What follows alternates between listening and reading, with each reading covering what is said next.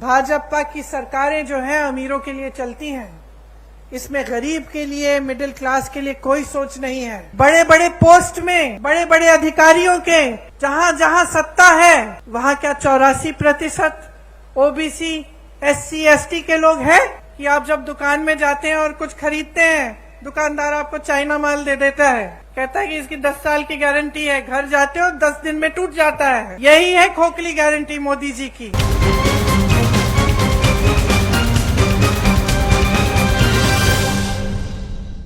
भाजपा की सरकारें जो हैं अमीरों के लिए चलती हैं। इसमें गरीब के लिए, मिडिल क्लास के लिए कोई सोच नहीं है। चाहे पेंशन की बात करें, चाहे आप जाति जनगणना की बात करें, मौन हो जाते हैं, कुछ कहते नहीं हैं। आपका ध्यान इधर उधर भटकाने की कोशिश करते हैं। कभी धर्म की बात करेंगे, कभी कोई और बात उठाएंगे जिससे आपके जज्बात जुड़े हैं। लेकिन जब सही बात आती है, जिससे आपके अधिकार बनेंगे, जिससे आप मजबूत बनेंगे, तो मौन हो जाते हैं। इनसे पूछिए क्यों नहीं कर रहे हैं जाति जनगणना। आज मैं यहां खड़े हुए घोषणा करना चाहती हूं, बघेल जी से मैंने बात की है, अगर हमारी सरकार दोबारा छत्तीसगढ़ में आएगी तो बिहार की तरह यहां भी जाति जनगणना कराई जाएगा।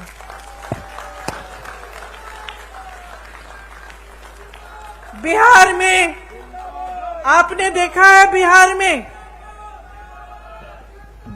में आंकड़े आपने देखे हैं, 84% ओबीसी, SC, ST के लोग हैं। मैं आपसे आज पूछना चाहती हूं कि बड़े बड़े पोस्ट में, बड़े बड़े अधिकारियों के जहां जहां सत्ता है वहां क्या 84% ओबीसी, SC, ST के लोग हैं? जवाब दीजिए, हैं? क्या उनका अधिकार नहीं है? तो जाति जनगणना क्यों नहीं हो सकती? होनी चाहिए। देखिए, जब आपकी काम की बात होती है ये लोग मौन हो जाते हैं, या फिर जैसे मैंने कहा आपका ध्यान कहीं और भटकाने की कोशिश करते हैं। इन्होंने जितनी महंगाई इस देश में बढ़ाई है वो मेरी बहनें जो यहां बैठी हैं वो बहुत अच्छी तरह समझती हैं, क्योंकि पूरे समाज, परिवार का बोझ उठाती हैं। आप चाहती हैं कि आपके बच्चे बड़े हों, पढ़े लिखें। जब आप स्कूल की फीस भरने जाती हैं कितनी मुश्किल होती है आपके लिए। जब आपको उनकी वर्दी खरीदनी पड़ती है, उनकी किताबें खरीदनी पड़ती हैं, उनके लिए कोई नए कपड़े लेने पड़ते हैं, जूते लेने पड़ते हैं, सब पे GST टैक्स लग जाता है। सब पे केंद्र सरकार ने टैक्स लगाया है और उसका दाम बढ़ा दिया है। टैक्स आप दे रहे हैं और मौज उनके उद्योगपति दोस्त कर रहे हैं। हर चीज पे टैक्स लग रहा है, कपड़ों पे, बर्तनों पे। जो आप जाके आप सब्जियां खरीदते हैं वो भी महंगी हो गई हैं, तेल महंगी हो गई है। गैस के सिलेंडर को देखिए, इनका कहना है कि हम राशन आपको मुफ्त दे रहे हैं, लेकिन मैं इनकी राज बताती हूं आपको। आज कांग्रेस की सरकार में आपको 60 रुपए का राशन मिलता था कि नहीं मिलता था? आपको याद है? आपको 60 रुपए देने पड़ते थे, आपको राशन मिलता था।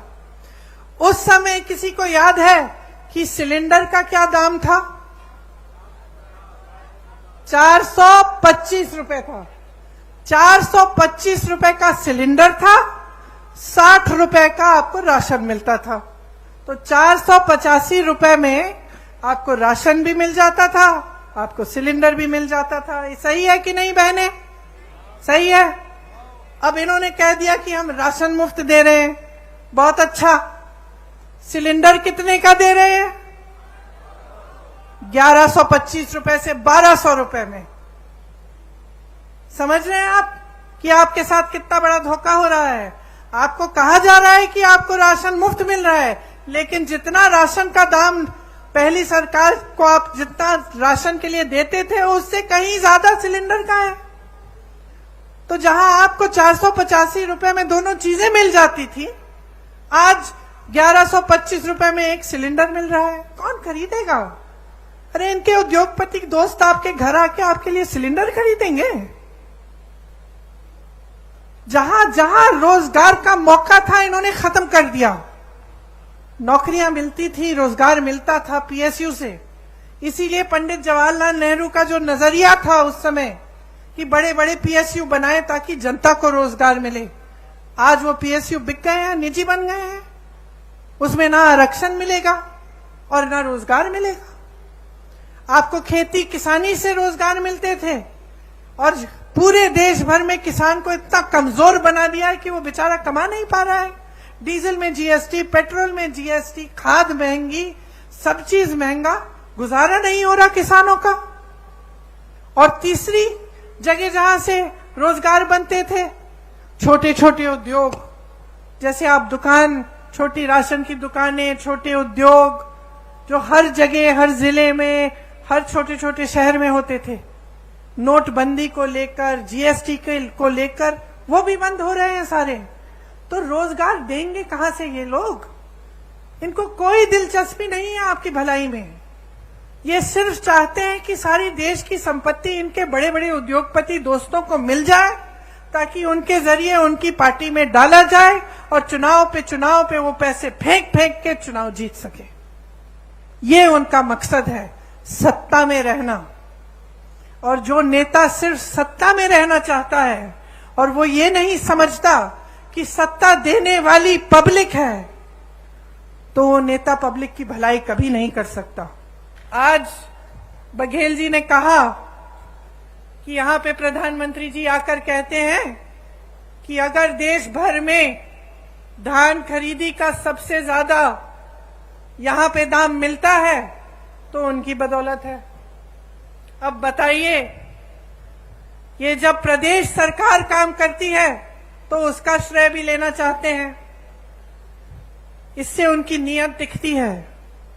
मैं उत्तर प्रदेश से आती हूं, मैं इनसे पूछना चाहती हूं, बनारस में धान खरीद का क्या दाम है? बनारस तो इन्हीं की जगह है, वहीं से चुनाव लड़ते हैं। क्या वहां पे दे रहे हैं जितना यहां छत्तीसगढ़ में मिल रहा है आपको धान के लिए? मैं पूछना चाहती हूं कि उत्तर प्रदेश में 1200-1400 का दाम क्यों मिल रहा है? फिर अगर आप ही देने वाले हैं तो सबसे पहले तो अपनी जगह दीजिए ना। बनारस में जगह जगह जाके प्रधानमंत्री जी कहते हैं कि मेरा गारंटी, मोदी का गारंटी। और दुनिया क्या कहे? क्या कहे दुनिया इस मोदी जी के गारंटी का कि जब आपने 15 लाख का गारंटी दिया था, हमारे खाते तो आज तक खाली हैं। ये आपका गारंटी क्या है? आपने कहा था कि आप करोड़ों रोजगार देंगे, क्या हुआ? तमाम नौजवान बेरोजगार खड़े हैं आपके केंद्र सरकार में, इतने पद खाली हैं, आपने भरे ही नहीं। कहां गई आपकी गारंटी? कौन सी खोखली गारंटी है? आपने कहा था बेरोजगारी को मिटाएंगे। आज 45 साल में सबसे ज्यादा बेरोजगारी हमारे देश में आपकी बदौलत है। जब आपसे सवाल पूछे जाते हैं तब आप कोई नई गारंटी निकाल देते हैं। ये ऐसी बात है कि आप जब दुकान में जाते हैं और कुछ खरीदते हैं, दुकानदार आपको चाइना माल दे देता है, कहता है कि इसकी 10 साल की गारंटी है। घर जाते हो 10 दिन में टूट जाता है। यही है खोखली गारंटी मोदी जी की। कोई गारंटी नहीं है। ये जो भरोसा लिखा है ना, ये भरोसा टूट गया है इनमें। पूरा देश देख रहा है, आपका प्रदेश देख रहा है, देश देख रहा है कि जो मुंह से निकलता है वो जमीन पे काम कभी उतरता नहीं है इनका। कुछ कुछ कहते रहते हैं, लेकिन जब कार्य करने का काम होता है, विकास करने का काम होता है, तो क्या होता है? बड़ी बड़ी इमारतें बनती हैं। नया संसद बन रहा है 20,000 करोड़ का, हॉल बन रहे हैं 27,000 करोड़ के, लेकिन आपका विकास नहीं हो रहा है। आपके पैसे, आपकी संपत्ति आपसे छीनी जा रही है, गरीबों से छीन कर अमीरों को दी जा रही है, बड़े बड़े उद्योगपतियों को सींचा जा रहा है, और ये आपकी संपत्ति है। इसलिए आज यहां खड़े होकर मैं आपसे कहना चाहती हूं कि एकदम जागरूक बन जाओ। यहां जो प्रदेश में सरकार चली है उसने आपके लिए काम किया है। और सबसे बड़ा काम जो किया है कांग्रेस की सरकार ने, वो आपकी संपत्ति दोबारा आपके हाथों में डालने का काम किया है, आपसे छीना नहीं है। जो आपका अधिकार था वो आपको वापस दिया है, जो आपकी संपत्ति है वो आपके हाथों में डाली है। 5 सालों में लगभग 2 लाख करोड़ रुपए जनता के हाथों में गए हैं छत्तीसगढ़ में। यहाँ के 40 लाख लोग गरीबी रेखा से बाहर आए हैं 5 सालों में। गढ़बो नवा छत्तीसगढ़ के नारे के साथ किसानों, गरीबों, आदिवासियों और छत्तीसगढ़ महतारी को मजबूत करने के लिए योजनाएं बनी हैं। गोठान समितियों से लाखों को रोजगार मिला है। यहाँ आप भी जब खत्म करेंगे जाके देखिए, गर्व होता है इस काम को देखकर। जहां जितने भी उत्तर भारत में इतनी बड़ी समस्या बन गई है आवारा पशुओं की, उत्तर प्रदेश की हूं, मैंने आपसे कहा, वहां आप देखिए, जहां देखेंगे वहां आवारा पशु खेती खा रही है। महिलाएं परेशान हैं, रात भर उनके पतियों को खेती में बैठना पड़ता है, निगरानी करनी पड़ती है और दिन भर वो जाती हैं कि किसी न किसी तरह से खेती बच जाए। लेकिन सरकार ने इस समस्या को हल करने के लिए कुछ नहीं किया।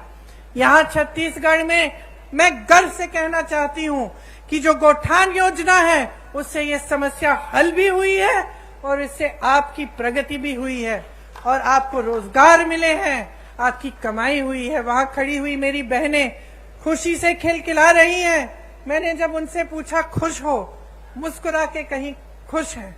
कितना कमाया है? हमारे समूह ने 1 लाख कमाया है। गर्व से कह रही हैं। अब इनको कौन दबाएगा? आगे बढ़ना शुरू हो गया है, विकसित होना शुरू हो गया है।